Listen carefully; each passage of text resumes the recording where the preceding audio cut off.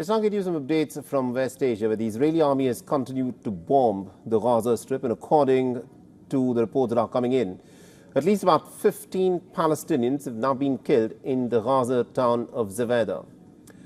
The strike took place after the Israelis issued fresh evacuation orders, citing Hamas rocket fire. The Israeli military spokesperson posted instructions on X for the people in parts of central Gaza. A lot of the people in Gaza don't even have access to the internet.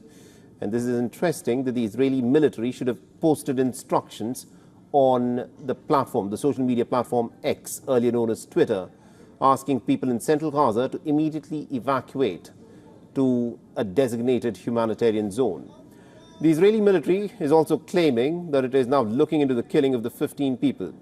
UNRWA has released a statement saying that the so-called humanitarian zone in the Gaza Strip has shrunk to just 11% of Gaza, which has led to complete chaos and fear amongst the displaced people. The Palestinian media has said that the Israeli forces have committed at least 5 massacres against the Palestinian families in a span of just the last 48 hours. News reports further say that some victims are in fact still under the rubble. Meanwhile, the United States has warned Iran would face cataclysmic consequences if it were to strike the state of Israel. Since the latest round of the Gaza ceasefire talks in Doha ended without a breakthrough, negotiators will be meeting next week in an attempt to end the war. A senior American official said that Iran would derail momentum towards a Gaza truce deal if it strikes Israel in response to the killing of a top Hamas official inside Tehran by the Israelis. Now, the American Defense Secretary Lloyd Austin has assured the Israeli counterpart Yoav Gallant of complete support in case of an attack from Iran or Hezbollah. And this comes just hours after President Joe Biden warned all sides not to undermine the efforts for a ceasefire. The Biden further said that a deal was nearing, even though it was not there yet. I'll say one thing about one of the reasons why I was late for y'all was I was dealing with the ceasefire effort in the Middle East. And we are closer than we've ever been. I don't want to jinx anything, but as my grandfather would say, with the grace of God, good little neighbors, a lot of luck, we may have something. But we're not there yet. It was much, much closer than it was 3 days ago. So, 2 years ago. Thank you. Now, in a joint statement, the United States, Qatar and Egypt have also said that Washington has presented a new proposal for the deal. The statement further added that the new proposal was built on the points of agreement over the past week, closing the gaps between the sides in a way that could allow for rapid implementation of a ceasefire deal. However, Hamas has accused the Americans of trying to create a false atmosphere of negotiations without any genuine and honest intentions of stopping the war or to have negotiations with bona fide intentions.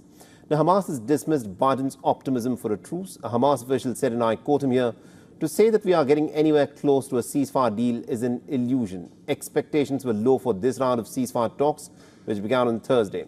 Hamas, which did not participate directly in the talks, has accused the state of Israel of adding more demands to a previous proposal that the Americans and other international community members had put forth.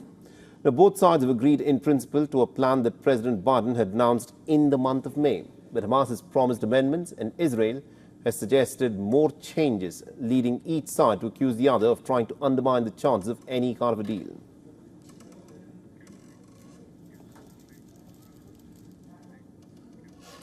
And we earlier spoke with Professor David Dunn, who's a professor of international politics at the Department of Political Science at the University of Birmingham, and this is what he had to say. Well, it's very difficult to tell because we have been here before. So often these talks seem to have been on the point of getting an agreement. But there are hopeful signs here. The very fact that Iran has not retaliated to the Israeli strikes in Tehran is an indication of their willingness to actually put their turn for retaliation into the negotiations. And indeed, the risk of conflict in the region escalating hugely is now a major factor in pressuring the parties to come to an agreement on Gaza. So there's not just the future of Gaza at stake here. The alternative seems to be a wider regional war. And of course, that puts greater pressure on things to come to an agreement. For all the latest news, download the WION app and subscribe to our YouTube channel.